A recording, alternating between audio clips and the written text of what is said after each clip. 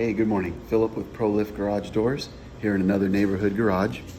We came out, he said the door was heavy, so we come try to lift it up after we pulled the release cord.